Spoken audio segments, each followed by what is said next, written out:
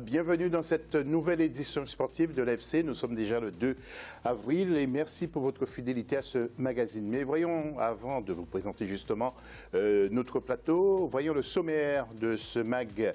Tout d'abord, il sera question des arbitres africains désignés pour le prochain mondial qui, vous le savez, aura lieu bien entendu en Russie.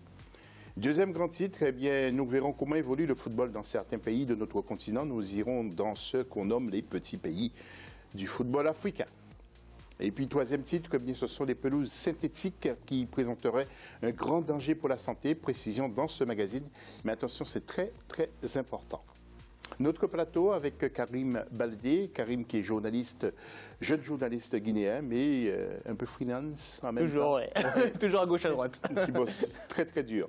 Et puis notre éditorialiste, c'est Saïd Afizi. Saïd, bonsoir également. Bonsoir José, bonsoir à tous. Nous allons tout de suite parler, nous adresser aux internautes plutôt.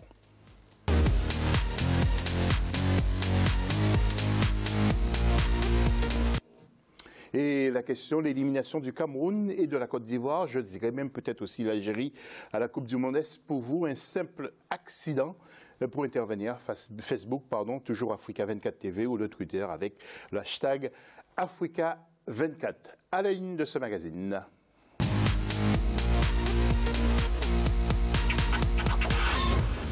Et puis donc la FIFA, la Fédération internationale de football, l'association, vient d'annoncer la liste des arbitres retenus pour officier à la Coupe du Monde 2018 en Russie. Au total, 6 arbitres africains qui ont été retenus, soit un juge de plus que lors de la dernière édition 2014 au Brésil. Ibrahima Djoumaba.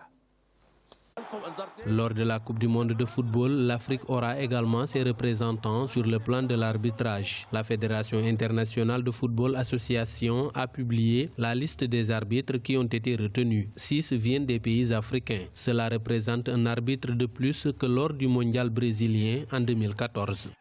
Il y a d'un côté l'expérience d'un Bakary Gassama qui, il faut le rappeler, reste le meilleur sifflet sur le continent. C'est combiner l'expérience à ce qui se fait de mieux actuellement, c'est-à-dire la jeunesse montante au niveau de l'arbitrage africain. Il y a d'autres arbitres comme Gianni Sikadzoué qui aujourd'hui est rentré un peu plus dans l'histoire. Ce sont des profils différents, des anciens qui vont coacher les nouveaux, les jeunes, les plus jeunes d'ailleurs, parce que Mehdi Abdi Sharef a participé à deux Coupes du Monde. Les arbitres désignés sont l'Algérien Mehdi Abid Sharef, le Sénégalais Malan Diédhiou, le Gambien Papa Bakary Gassama, l'Égyptien Geyad Grisha, le Zambien Gianni Sikadzoué et l'Éthiopien Bamlak Tessema.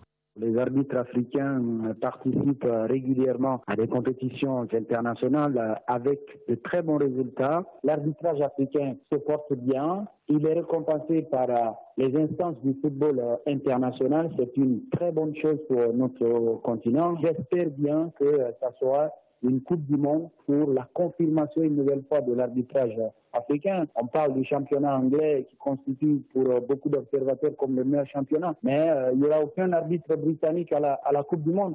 Donc ça, c'est un signal fort qui montre que la FIFA fait confiance à l'Afrique, la FIFA fait confiance aux arbitres africains. Au total, ils seront 36 arbitres centraux et 63 arbitres assistants à officier lors des 64 rencontres de la Coupe du Monde du 14 juin au 15 juillet 2018 en Russie. Ces arbitres représentent 46 nations. Ils ont été choisis parmi 53 trios d'arbitres au terme d'un processus de sélection qui a duré 3 ans.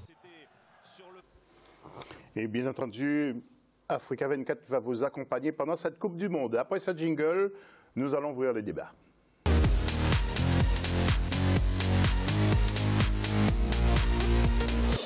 Alors Karim et Saïd, Karim tout d'abord, est-ce que vous avez l'impression que nos arbitres sont moins bons que les autres arbitres, par exemple ceux de l'Europe?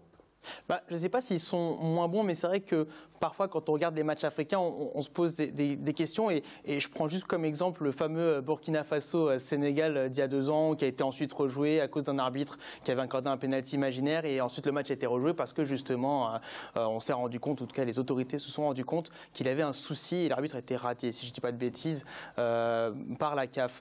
Donc il y a toujours ce sentiment un peu d'infériorité, on va dire, qu'on développe vis-à-vis des arbitres africains. Après, c'est tant mieux qu'il y en ait de plus en plus, en tout cas un de plus que lors de la précédente édition. Je reviens juste sur ce qui a été dit quand même dans le sujet par mon confrère guinéen justement. C'est dur de comparer quand même le cas de l'Angleterre avec l'Afrique, puisque de toute façon, il y a forcément un quota par confédération, donc par continent, en termes d'arbitres pour la Coupe du Monde, comme pour les équipes tout simplement. Donc de toute façon, on savait qu'il allait avoir des arbitres africains, alors que l'Angleterre, voilà, c'est arrivé cette fois-ci. C'est vrai que c'est historique depuis l'après-guerre, mais voilà, c'est difficilement comparable en tout cas. Alors pour harmoniser les choses, Saïd, à mon avis, il faudrait aussi que les arbitres africains viennent arbitrer de temps en temps dans certains championnats, éventuellement, ou peut-être même dans des matchs, lors des matchs amicaux en Europe ou dans le monde. Oui, ça serait bien ces échanges. Ce serait une très bonne initiative. Ils sont déjà formés pour la plupart sur le continent européen ou autre part dans le monde, donc ils sortent de l'Afrique, mais ils officient pas dans ces matchs-là, donc ça serait une bonne initiative. Je reviens sur ce que disait le collègue. Oui, il y a un arbitre de plus, effectivement, mais ce qu'on oublie aussi de dire, c'est qu'il y a plus d'arbitres à ce mondial-là que sur le mondial précédent. Donc, proportionnellement, ça ne change pas grand-chose. Il n'y a pas d'évolution notable. Et pour répondre à votre question, il y a effectivement le niveau homogène et en dessous de ce qui se fait sur d'autres continents. Ça veut dire que si on prend le niveau moyen de l'arbitrage africain, il est légèrement en dessous de ce qui se fait sur le continent. Mais quand on prend les top arbitres africains, comme Lamine Gassama, le Gambien, ou Sekazoué, le Zambien, etc., qui sont d'excellents arbitres, ils n'ont absolument rien à envier aux grands arbitres qu'on a sur le continent africain. Donc il y a d'excellents arbitres chez nous et on n'est pas, et ça depuis toujours, hein, je rappelle quand même à nos téléspectateurs que l'arbitre de la finale de la Coupe du Monde 1998, Feu Saïd Belkola, était un Africain, était un Marocain. Donc oui. Il y a toujours eu d'excellents arbitres sur le continent. Oui, exactement. Parmi ces arbitres, il faut citer Mehdi Habib Sharef, qui est un Algérien. Exactement. Il y a Malang Diediou, qui est sénégalais. Bakary Gassama, vous avez cité, qui est gambien très connu. Il y a Grisha, l'Égyptien. Jenny Sikawe, qui est zambien. Et Mamlak Tessema, qui est un Éthiopien. Nous allons bien sûr suivre l'évolution de nos arbitres justement pendant cette Coupe du Monde. Deuxième sujet, c'est l'arbitrage vidéo qui fait son entrée sur la scène. Il est déjà expérimenté. Nous faisons le point avec notre rédaction et juste après, nous allons revenir de nouveau en plateau. L'arbitrage vidéo adopté pour le Mondial 2018 en Russie dès le 14 juin. Cette aide technologique porte uniquement sur 4 cas, validés ou non en but, attribuer ou non un carton rouge, analyser une action pouvant valoir penalty et corriger une erreur d'identification d'un joueur sanctionné. Une décision de la FIFA, Fédération internationale de football association, saluée par certains observateurs. Moi, je pense que le football est en train plus ou moins de tendre vers la perfection parce que la FIFA veut corriger en tout cas les erreurs qui par le passé ont été fatales, disons, à des équipes. Tellement vrai que la main de Dieu de Maradona, on en parle jusqu'à présent et cela fait des décennies que cela s'est passé. Et maintenant, on l'a constaté aussi dans le foot moderne aussi, des erreurs d'arbitrage qui sont en train de se répéter et qui portent préjudice aussi à des équipes. Moi, je pense que véritablement, c'est cela que la FIFA veut en tout cas corriger en amenant l'arbitrage vidéo. C'est une très bonne décision en tout cas de la FIFA, en tout cas de faire introduire, disons, cette nouvelle règle dans le football pour en tout cas mieux maîtriser l'effet des jeux. Oui, j'ai l'impression, Saïd et Karim, vous êtes d'accord avec notre confrère, vous êtes pour l'arbitrage. Est-ce que ça ne devrait pas être un supplétif au lieu d'être un élément peut-être qui va dépasser l'arbitre même et ça va peut-être faire perdre sa valeur au match de football, non? Le problème, c'est comment on met en place cet arbitrage vidéo. Parce que c'est une bonne chose sur le fond. Ouais. Est-ce que vous êtes pour d'abord? Moi, je suis pour. C'est le cas dans beaucoup de sports. C'est le cas en tennis, c'est le cas au football américain, c'est le cas en basket, c'est le cas dans énormément de sports.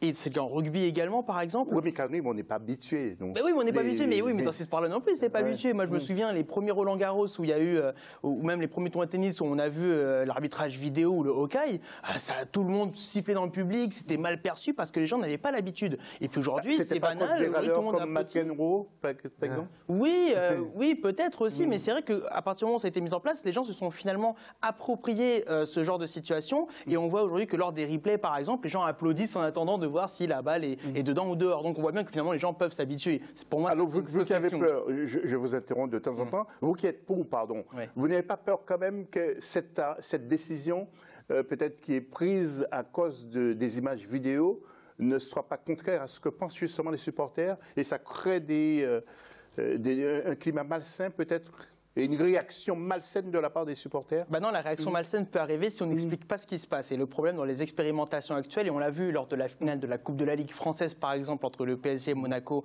samedi dernier, c'est que quand on est au stade, qu'on est supporter, et que l'arbitre prend la décision de faire appel à la vidéo, ou bien que les arbitres vidéo lui demandent de regarder, on n'explique pas aux gens. C'est ça le problème, c'est qu'on leur dit pas attention, l'arbitre va regarder. Non, on laisse le public dans ce flou artistique général, du coup ça siffle, etc. Et c'est là où il peut y avoir un climat malsain. Alors que si on explique la situation en amont en disant, ou en montrant peut-être même sur les écrans, comme ça se rugby par exemple en France, les actions concernées, là les gens seraient plus impliqués, les gens comprendraient plus le recours à la vidéo. Saïd, est-ce que vous êtes pour ou contre, et est-ce que vous êtes d'accord éventuellement avec les arguments avancés par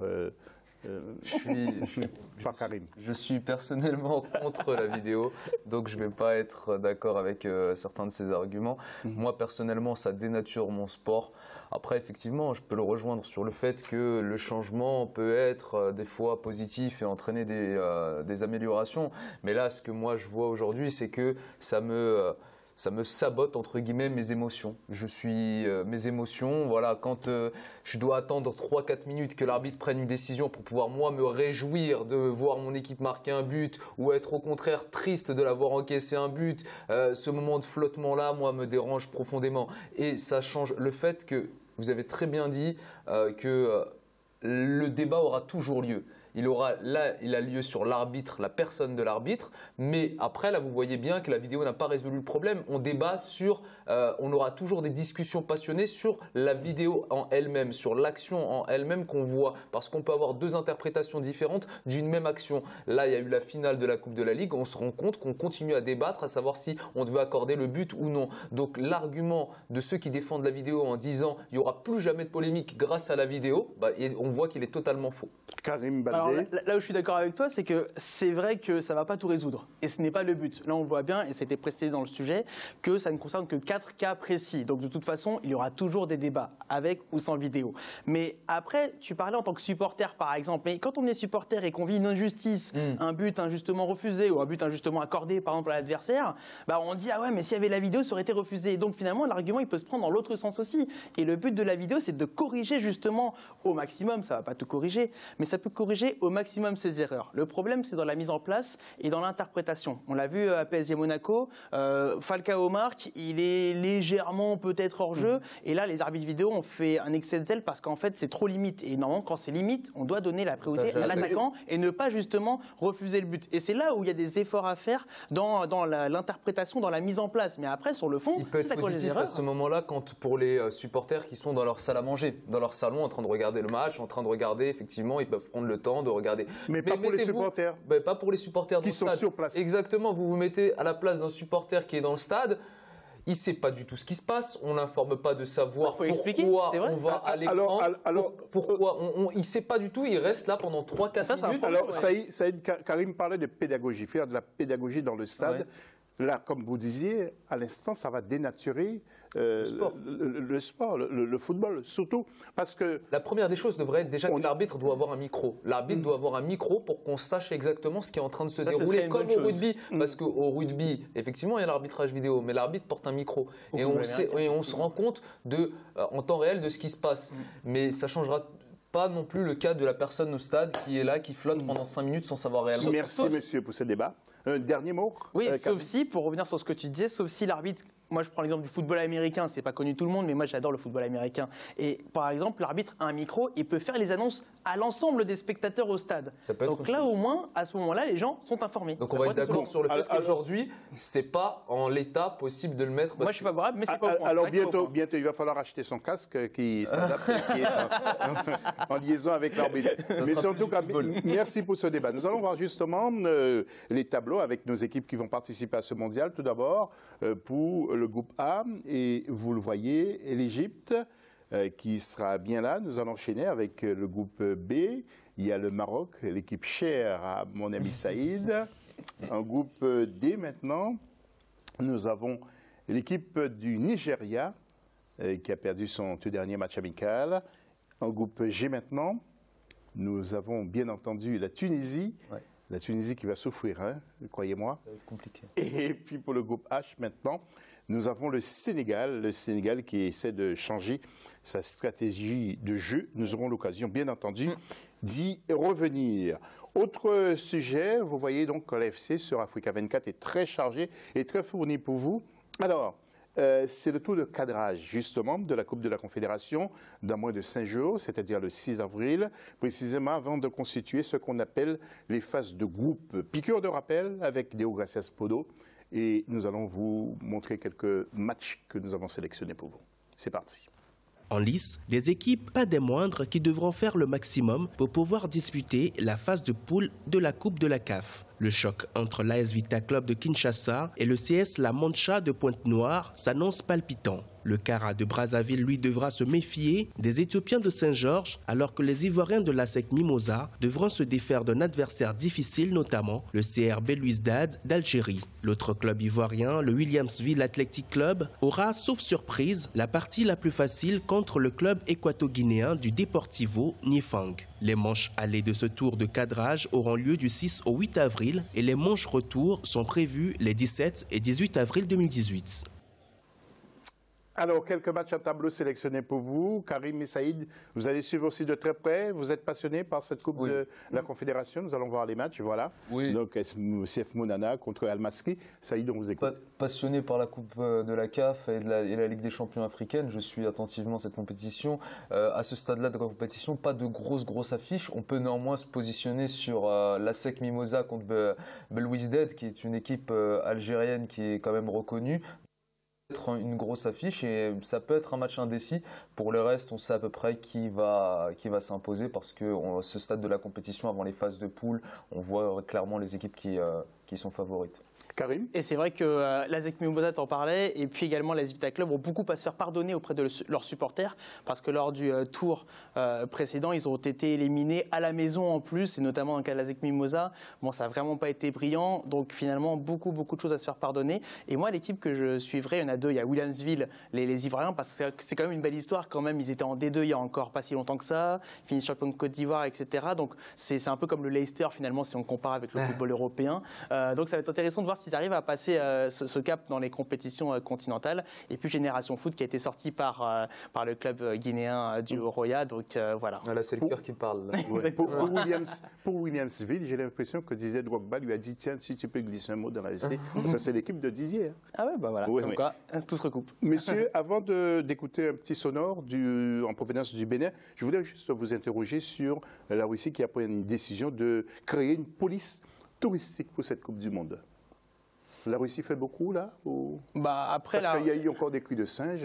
Bah oui, on l'a vu lors de France-Russie, mais est-ce que ça suffira? Parce que les cris de singe, c'est le fait d'individus au stade, et c'est dur de contrôler, c'est-à-dire que les gens vont arriver au stade, etc., et puis d'un coup, ils peuvent faire ça, par exemple. Donc la police, à moins qu'ils soient vraiment sûrs de chaque personne qui entre dans le stade, comme quoi c'est pas une personne raciste, ça me paraît être compliqué. Après, renforcer la sécurité, c'est une évidence, mais moi, la crainte que j'ai par rapport à ce mondial en Russie, c'est qu'on peut mettre en place de la sécurité, mais on ne peut pas changer les gens. Et moi, c'est ça qui me fait peur, parce que la Russie est parfois considérée comme un pays où les gens, on va dire, ne sont pas très ouverts, pour rester politiquement correct. Et moi, en tant qu'Africain, si je vais là-bas, je ne vais pas être rassuré. Voilà, je ne sais pas si avec ce genre de police, je serais plus rassuré. S'imagine que Saïd, avec sa barbe, peut débarquer, la police touristique. Déjà, pour passer l'aéroport dans ce cas-là. Peut contrôler Saïd avec ça. Justement, la police touristique, elle est là pour moi me protéger. Je trouve que c'est une très bonne initiative, au contraire, parce que effectivement, on sait qu'il y a des problèmes d'hooliganisme. On l'a vu notamment à l'Euro en France, quand ça a été compliqué de gérer les supporters russes et polonais. Beaucoup de supporters des pays de l'Est sont vraiment difficiles à gérer, donc ça peut être intéressant d'avoir une police qui protège les supporters pour donner une bonne image et sortir des stéréotypes. Peut-être que le peuple russe, on a une fausse image. Moi, je vais m'y rendre en Coupe du Monde en Russie. Donc, je vais espérer pouvoir partager de bons moments avec eux et au contraire, redorer justement le blason de ce pays-là. Méfiez-vous quand même des skinheads. Hein Parce que, bon, et en tout cas, la Fédération béninoise maintenant de football qui a programmé un match de barrage entre AS Vaux FC et UPI ONM au sein de la 2e division. Une décision qui n'est pas du goût d'une frange des acteurs du football. Valère Kakaï Glélé, président de UPI ONM FC, il est au micro de l'FC Ounou. Écoutez ce qu'il a dit. Au mois de janvier, la commission d'homologation informe les différents protagonistes que le match Azur-Delta, qui ne serait pas allé à son terme, selon l'arbitre central, devra se rejouer le 10 janvier 2018. Or, le même arbitre a affirmé avoir arrêté la rencontre après le temps réglementaire. La preuve dans son rapport confidentiel où le joueur portant le dossard numéro 4 de Delta, Hippolyte, a reçu un carton jaune à la 90e minute. Deuxième partie de cette émission, c'est dans quelques instants. Reste avec nous, on revient tout de suite.